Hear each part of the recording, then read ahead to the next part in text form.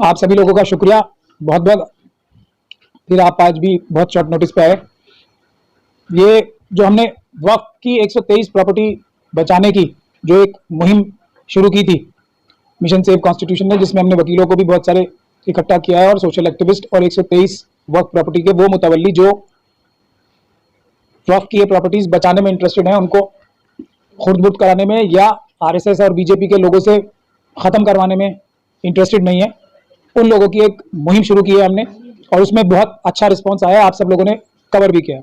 ये press conference करने की ज़रूरत इसलिए पड़ी कि कल जो वक्फ बोर्ड के चेयरमैन हैं उन्होंने एक वीडियो जारी की ये कहते हुए, ये बंद ये कहते हुए कि, और ऐसा कुछ एक अंदाज से वीडियो जारी की है कि कोई उन्होंने बहुत बड़ा किला फतह कर लिया हो 123 वक्फ प्रॉपर्टीज के लिए। उस पर भी मेरा माथा नहीं ठनका था। मेरा माथा जब ठनका जब अभी जो एक टीवी चैनल एनडीटीवी अडानी जी ने खरीदा है, उसने इनको बहुत ही प्रोमिनेंस से इनकी पूरी वीडियो को एक न्यूज आइटम बना के उस शक्ल में पेश किया। ये बात पूरी दुनिया जानती है कि अंबानी साहब ने वक्फ की बहुत सारी प्रॉपर्टियां, जिसमें एंटीला नाम की एक बहुत बड़ी प्रॉपर्टी जिसमें उनका घर है, वो कब्जा की है। आज के दौर में अंबानी साहब की सारे बिजनेस जो है वो अडानी साहब जो है कब्जा कर रहे हैं। तो वक्फ भी एक बहुत बड़ा लैंड का बिजनेस है, जिसको इसीलिए मुझे बहुत ज्यादा हैरानी भी हुई और डर भी लगा कि अगर इसमें अडानी साहब भी इन्वॉल्व हो गए हैं बीजेपी और आरएसएस के साथ, तो अब खतरा जो है बहुत ज्यादा बढ़ गया। तो ये एनडीटीवी की रिपोर्ट आप सब भी देखें। एनडीटीवी ने इतने प्रोमिनेंस से इतनी अच्छी हमारे वक्फ के चेयरमैन साहब की वीडियो जारी की है, तो इसीलिए मुझे एक प्रेस कॉन्फ्रेंस करने पे मजबूर होना पड़ा। अब मैं आपको सिर्फ फैक्ट्स दिखाऊंगा जो हमारे मुल्क की आप पूरी आवाम को और खास तौर पे दिल्ली के मुस्लिम कम्युनिटी को बहुत जरूरी है समझना कि ये वक्फ की प्रॉपर्टियां अल्लाह की प्रॉपर्टी है। इसको बचाने की जिम्मेदारी हर एक मुस्लिम कम्युनिटी के इंसान की है। वक्फ बोर्ड एक सिर्फ नौकर है इस मामले में मुस्लिम कम्युनिटी का, और वक्फ बोर्ड के चेयरमैन भी नौकर हैं। अगर नौकर चोरी कर रहा है तो उसको पकड़ना मालिकों का फर्ज है। और मैं आपके सामने इसीलिए ये तथ्य रख रहा हूं। पहली चीज कि जो बुनियादी एक ऑर्डर है जो एलएनडीओ ने किया, मैं उसको चाहता हूं कि आप उसके दोनों पेज अपने रीडर्स को दिखाएं, फ्रंट भी और बैक भी। इसी ऑर्डर के पीछे ही सारा जो एलएनडीओ ने कहा है कि हम इसकी इंस्पेक्शन करेंगे सारी 123 प्रॉपर्टी की, क्योंकि वक्फ बोर्ड को बार बार मौके दिए गए लेकिन वक्फ बोर्ड 2 मेंबर कमेटी के सामने पेश नहीं हुआ, सरकार ने जो बनाई थी। और इसलिए हमने ये मान लिया कि वक्फ बोर्ड को इस मसले से कुछ लेना देना नहीं है और इसी वजह से वक्फ का कोई हक नहीं है। इसके बाद एक क्लियरली एक और बयान भी आया था जो सभी आप लोगों ने देखा है। उसके बाद ये भी एक रिपोर्टिंग हुई है और उससे पहले हरदीप पुरी साहब जो है पीडब्ल्यू मिनिस्टर, उन्होंने भी साफ तौर पे कहा था कि वक्फ का कोई लेना देना ही नहीं है इन 123 प्रॉपर्टीज। खैर, ये जो ऑर्डर है और ये सभी लोग ध्यान से पढ़ें और अगर जिम्मेदारी समझे सब अपनी, मैं ये दोनों दे रहा हूं, फ्रंट पेज और बैक पेज। ये फ्रंट पेज और बैक पेज मैं आप लोगों को दिखा रहा हूं, ठीक है। इसकी मैं लास्ट लाइन पढ़ रहा हूं जो इफेक्टिव चीज है, जिससे हम सबको तकलीफ है और जिसके खिलाफ वक्फ बोर्ड जो है हाई कोर्ट में गई थी, एक बार नहीं कई बार। यह है कि physical inspection of all 123 properties shell also be carried out. ये एलएनडीओ का ऑर्डर था। इसी फिजिकल इंस्पेक्शन को रुकवाने के लिए सबसे पहले एक मुतवल्ली जो है अंजुमन हैदरी गए थे कोर्ट में, लेकिन वक्फ बोर्ड ने साजिशन अपनी पिटीशन बाद में डाली। और यह बात बार बार आप लोगों के सामने आ भी रही है और आएगी कि जैसे ही वक्फ बोर्ड कोई स्टैंड लेता है, क्योंकि वो एक अम्ब्रेला बॉडी है, तो सबसे पहले कोई भी अथॉरिटी उसको सुनेगी और किसी को नहीं सुनेगी, उसको तरजीह नहीं देगी। जो बंगाली मार्केट में मेरे साथ हुआ था, आप सभी लोगों ने देखा था वहां क्या हुआ था कि वक्फ बोर्ड ने जब तक मैं वहां पे वकील था, लोगों ने मुझे कह रखा था कि आप हमारी तरफ से बोलोगे, तब तक क्या स्थिति थी। जैसे ही अमानतुल्लाह साहब ने वहां पे जो मौजूद मुतवल्ली थे उनके थ्रू और दूसरे लोगों के थ्रू ये कहलवाया कि मैं यहां का वकील नहीं हूं, तब कैसे सारा सिनेरियो 1 सेकंड में पलट गया था। तो वक्फ को तरजीह देना कानूनी तौर पे जरूरी है, इस एक्ट के तहत जरूरी है। और वक्फ के चेयरमैन अगर चोरी करें तो उसका एक ही और एक रास्ता बचता है, वो मैं लास्ट में बताऊंगा आपको। अब ये मैंने आपको दिखा दिया। इसके बाद मैं आपको ये दिखाना चाहता हूं कि इनकी क्या प्रेयर्स रही हैं, हाई कोर्ट में क्या प्रेयर्स लगाई हैं इन्होंने। ये जो आखिरी प्रेयर, जो आखिरी बार से एक बार पहले प्रेयर लगाई थी, ये फरवरी 2023 को लगाई थी। मैं चाहता हूं आप लोग सब ये प्रेयर्स भी पढ़ें। ये केस था वक्फ बोर्ड का हाई कोर्ट में, जिसके लिए वो जद्दोजहद कर रहे थे।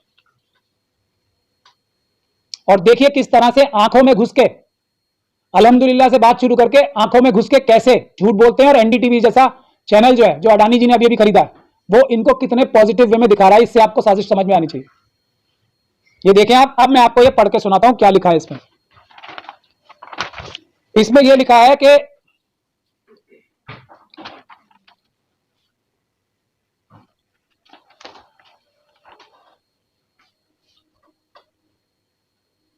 पास एड इंटरिम, जो ए प्रेयर है, pass ad interim direction there bye staying, ये फरवरी 2023 की बात बता रहा हूं मैं आपको। There bye staying the effect of letter dated 8/2/2023 bearing number, जो मैंने अभी आपको दिखाया, उसमें एक ही चीज थी ना जिसको रोकना था, जिसके लिए सबसे ज्यादा परेशानी थी, वो क्या थी कि इंस्पेक्शन नहीं होने देनी। बाकी सबकी तो अभी लंबी कानूनी कार्रवाई चल रही है ना, तो एक ही चीज थी, ये इनकी अब की प्रेयर है लेटेस्ट। एक और मैं आपको दिखाता हूं जो इससे पहली वाली प्रेयर थी। ये है प्रेयर,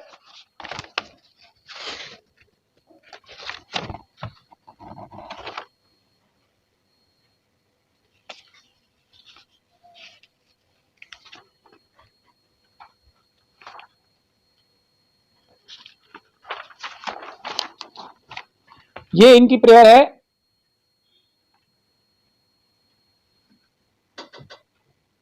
ये मेन पिटीशन में जो इनकी प्रेयर थी, मेन पिटीशन, ये भी फरवरी 2000, और उसी का इंटरिम स्टे मांगते हैं ना, क्योंकि एक तो मेन प्रेयर होती है कि इस ऑर्डर का इफेक्ट खत्म करें और इस बाकी सब चीजें करें, और एक तुरंत का होता है जो रिक्वेस्ट तुरंत की थी, ये भी आप लोग पढ़ लें।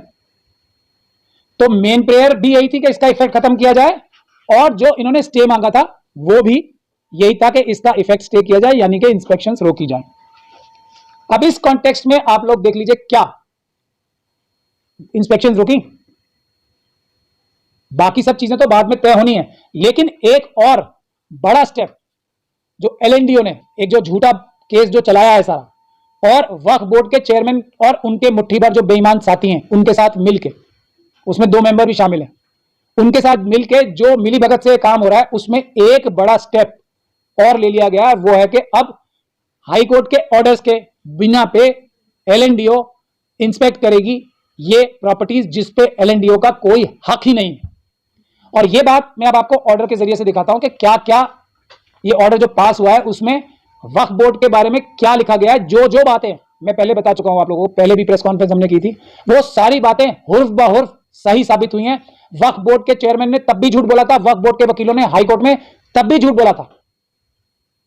आज पूरी बात निकल के सामने आई है, मैं अभी आपको दिखाता हूं। लेकिन उससे पहले मैं एक और बात बताना चाहता हूं कि एक और जो मुतवल्ली थे अंजुमन हैदरी, उनके वकीलों का भी, और ये मैं अब आपको ऑर्डर दिखा रहा हूं जो ऑर्डर पास हुआ है, ये ऑर्डर पास हुआ है।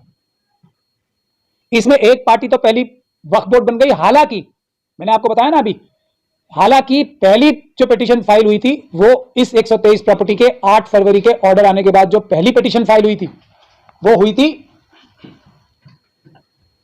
मौलाना सैयद कल्बे जवाद नकवी और अंजुमन हैदरी की तरफ से। इस बात का सबूत इसी ऑर्डर में लिखा हुआ भी है कि पहले पिटीशन कौन सी फाइल हुई थी, आप लोग देख रहे होंगे, WPC नंबर 2620/2023, और वक्फ बोर्ड की जो एप्लीकेशन है 2686, 20 के बाद ही 86 आता है ना। वक्फ बोर्ड की पिटीशन बात की है, कम से कम 56 आइटम्स बात की है, क्योंकि वो अगले 1-2 दिन बाद फाइल हुई थी, ठीक है। लेकिन क्योंकि इस एक्ट के तहत जो सबसे बड़ा निगहबान है, जो अब सबसे बड़ा चोर बन गया है, वो वक्फ बोर्ड है, इसीलिए पहले उनको लीड पिटीशन बनाया गया। आप समझ रहे हैं। और इस सारी पिटीशन में मौलाना कल्बे जवाद की पिटीशन का एक लफ्ज भी नहीं है। ये नेट पे अवेलेबल है। मैं गुजारिश करूंगा जो पढ़े लिखे नौजवान हमारे पढ़े लिखे लोग हैं वो जाके नेट पे बात इसको देखें, ऑर्डर को, और पढ़ें अपने आप कि वक्फ बोर्ड की सारी बातें इसमें डिस्कस हुई हैं। पहली जो उससे पहले पिटीशन पड़ी हुई थी उसको नजरअंदाज किया गया, क्योंकि वक्फ बोर्ड सबसे बड़ा निगहबान है वक्फ प्रॉपर्टीज का। अब वो चोर है तो आप समझ सकते हैं क्या होगा। अब मैं आपको ऑर्डर्स पढ़ा के सुनाता हूं। यही बात हम तब भी बोल रहे थे, वो बात आज साबित हुई। मैंने एज वकील, हमारे 2 मेंबर्स हैं, नईम फातिमा और चौधरी शरीफ, उन दोनों ने भी एक पिटीशन लगाई थी, ये कहते हुए बाद में लगाई थी कि वक्फ बोर्ड के चेयरमैन जो हैं वो बगैर वक्फ बोर्ड में कुछ भी डिस्कस किए बगैर उन्होंने गलत स्टैंड लिया, 2 मेंबर कमेटी के सामने पेश नहीं हुए, और वो मिलीभगत से ये प्रॉपर्टीज जो है लुटवाना चाहते हैं, और ये लैंड माफिया के साथ मिलकर वो इनको खुर्द-बुर्द करना चाहते हैं। तो हमें भी सुना जाए। लेकिन यहां भी कोर्ट ने वक्फ बोर्ड को ही तरजीह दी, और हमारी पिटीशन अभी भी पेंडिंग रखी है। और उसकी अगस्त में डेट दी है। लेकिन जो मेन पॉइंट ये था, ये बात अभी सुनवाई नहीं हो रही है कि वक्फ बोर्ड के चेयरमैन जो है बेईमानी कर रहे हैं और वो सारा स्टैंड ऐसा ले रहे हैं कि ये केस वक्फ बोर्ड हार जाए किसी तरीके से। अब मैं आपको दिखाता हूं कि ये जज साहब की फाइंडिंग क्या क्या है, मैं आपको पढ़ के सुनाता हूं। ये जज साहब की फाइंडिंग मैं आपको बता रहा हूं और उस पर आप ध्यान देके सुनिए इस बात को। किसी के घर की इंस्पेक्शन, मेरे घर की इंस्पेक्शन कौन कर सकता है आके बताइए? घर का मालिक अगर मैं किराएदार हूं, और कोई नहीं कर सकता ना, किसी और एजेंसी को पावर नहीं है। वक्फ बोर्ड भी एक लैंड ओनिंग एजेंसी है, किसी एलएनडीओ, किसी डीडीए और किसी एमसीडी के बराबर मेरे हिसाब से। तो क्योंकि ये बड़ी लैंड ओनिंग एजेंसी है, सबसे ज्यादा लैंड इसके पास है, तो इनसे भी ज्यादा बड़ी एजेंसी है ये। लेकिन चलिए बराबर की भी एजेंसी है, तो वक्फ बोर्ड जिस प्रॉपर्टीज का मालिक है उसमें इंस्पेक्शन क्या कोई कर सकता है? और ये कह रहे हैं कि अल्हम्दुलिल्लाह आज हमारी बहुत बड़ी विक्ट्री हो गई है। बाहर के लोगों को घर में घुस के पर्दे उठा उठा के देखने की इजाजत मिल गई है, जैसा यूपी और दूसरी जगह पे हो रहा है। आप देख रहे हैं ना, नमाज पढ़ने के टाइम भी घुस के, और होली के दिन पर्दा नशीन औरतों के साथ भी होली खेलने की जिद करने के लिए बजरंग दल वाले पहुंचे थे यूपी में। ये देखा है ना, ये उसी तरह का एक कारनामा है। ये क्या लिख रहे हैं जजमेंट में? Apparently, on account of dispute pending in the courts in relation to certain properties, including subject properties being claimed as Waqf property, a committee officer was constituted by union to look into the claims by Waqf. The committee officer submitted its report, pursuant to which a decision was taken by government to transfer the subject properties amongst others, which were statedly under the control of LNDO. इस पर dispute नहीं कर रही है वक्फ board कि ये properties जो है वक्फ LNDO और DDA के कंट्रोल में है। मौलाना कल्बे जवाद नकवी के वकील जो थे, उन्होंने क्या आर्ग्यू किया था कि वक्फ के अलावा किसी और का कुछ लेना देना ही नहीं है। आज तक 1911 से लेकर आज तक किसी और का कुछ लेना देना नहीं है, किसी और का कुछ मतलब ही नहीं है। ये वक्फ बोर्ड ने जान के वहां पे स्टैंड क्या लिया है, वो मैं आपको दिखा रहा था। उसके बाद जो सबसे अहम बात है वो पैरा 6 है। 6 आपको पढ़ना जरूरी है। पैरा 6 ये कहता है, मैं आपको यहां भी दिखा दूं नीचे से।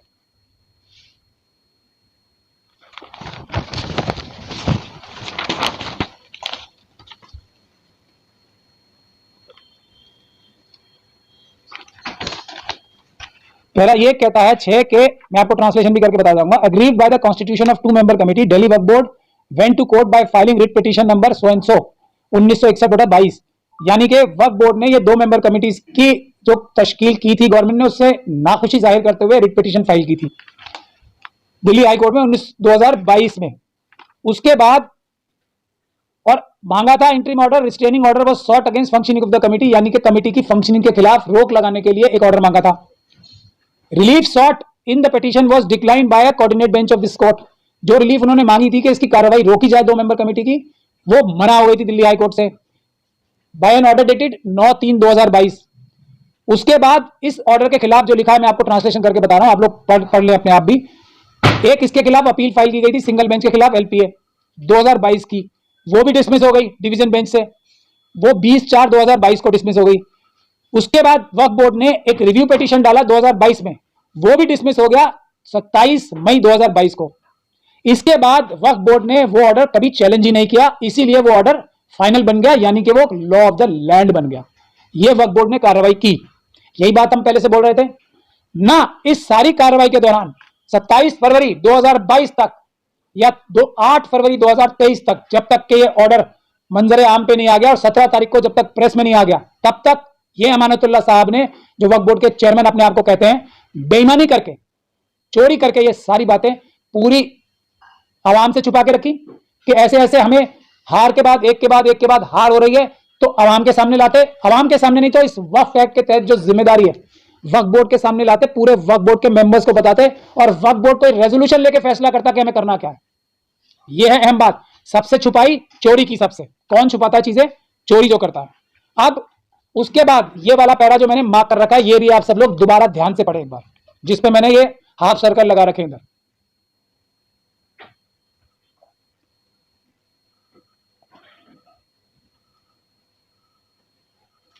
ये कहता है कि 2 member committee in its order on 19/5/2022 noted that DWB has sought 45 days time to file objections. However, no such objections were filed. Concededly, Delhi Waqf Board did not file any representation reply before the commission. यानी कि 2 member committee के सामने अमानतुल्लाह साहब और उनके सारे वकील आज तक झूठ बोलते रहे कि हम कभी पेश ही नहीं हुए, हमने तो चैलेंज कर रखा था उसे। ये क्या कह रहा है? ऑर्डर कि वक्फ बोर्ड ने इस बात को माना कि हम पेश हुए थे वहां पे और हमने 45 दिन का टाइम मांगा था जवाब देने के लिए, इन सभी प्रॉपर्टीज की डिटेल बताने के लिए, और उसके बाद इन्होंने नहीं किया। क्यों नहीं किया? जानबूझ के नहीं किया। अब वो साजिश सामने आ रही है कि कौन इसके पीछे थे। एनडीटीवी की इस रिपोर्ट के बाद मुझे ये साजिश साफ नजर आ गई है कि कौन लोग इनको फाइनेंस कर रहे हैं, कौन लोग इनकी बेल कराने में इनकी मदद कर रहे हैं। अब सारा अडानी जी और अमित शाह जी के तो रिलेशन सारी दुनिया को पता है ना, और बहुत सारी सरकारें अमित शाह जी ने इसी तरह गिरवाई हैं, ईडी फीडी और ये सब भेज के। उन लोगों ने भी कुछ ना कुछ चोरियां की थी, आज वो इसलिए बीजेपी में है। बहुत सारे एमएलए कर्नाटक के, महाराष्ट्र के और मध्य प्रदेश के, आज वो सब बीजेपी में क्यों है? क्योंकि उन्होंने भी चोरियां की थी, उनके खिलाफ ईडी का मुकदमा कराया और उनको मजबूरी में बीजेपी का साथ देना पड़ रहा है। तो ये कह रहा है कि 45 दिन का, और वक्फ बोर्ड ने कंसीड किया है कि हाँ हमने 45 दिन का टाइम मांगा था और हम नहीं गए उसमें, ये ऑर्डर कह रहा है। तो इसके बाद यूनियन ऑफ इंडिया ने अगर वक्फ बोर्ड को बरीउल जिम्मा कर दिया, तो आप लोग मुझे बताइए कुछ गलती की?